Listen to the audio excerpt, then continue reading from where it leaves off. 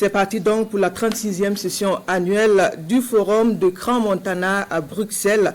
Les travaux ouverts hier invitent les chefs d'État et gouvernements africains et du reste du monde à s'interroger sur l'avenir de l'Afrique après les crises sanitaires et à l'heure des crises socio-économiques. Une centaine de pays représentés dans le Burkina avec une délégation conduite par le ministre des Affaires étrangères. Le point de notre envoyé spécial, Amadou Marcelto. Au pied de la Grande Roue de Bruxelles, le prestigieux club belge l'Emeraude. C'est ici que le forum Crans-Montana 2024 prend ses marques. 36e session annuelle, elle réunit des chefs d'État africains, des gouvernants, des diplomates et autres décideurs du monde entier.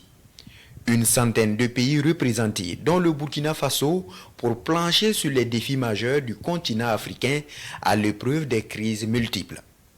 Démocratie, économie, sécurité, agriculture, toutes les questions de développement de l'Afrique et du Sahel sont à l'ordre du jour. Nous avons adopté une nouvelle démarche qui consiste à ne plus laisser de l'espace où on discute du Sahel sans les Sahéliens, où on discute du Mali sans le Malien, le Burkina sans le Burkinabé et le Niger sans le Nigérien.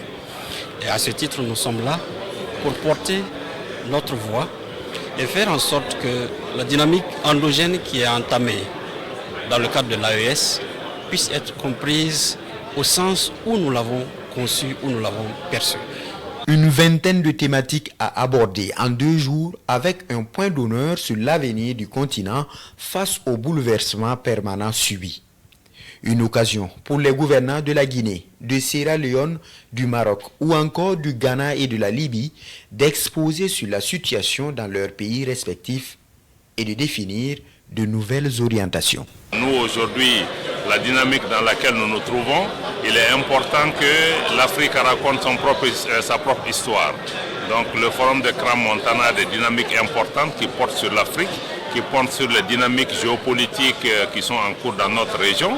C'est pourquoi nous sommes ici, pour faire entendre notre voix, pour donner notre perception, partager notre vision, la vision de nos autorités, mais aussi faire comprendre les difficultés, les défis auxquels nous sommes confrontés et quelles sont aujourd'hui les solutions que nous proposons pour nos peuples. La coopération internationale et le dialogue sont une fois de plus mis en avant à ce rendez-vous de Crans-Montana qui depuis 1986 pose les bases d'une construction d'un monde meilleur. Il s'agit à terme pour les décideurs et les organisations internationales d'échanger pour lever les obstacles au développement.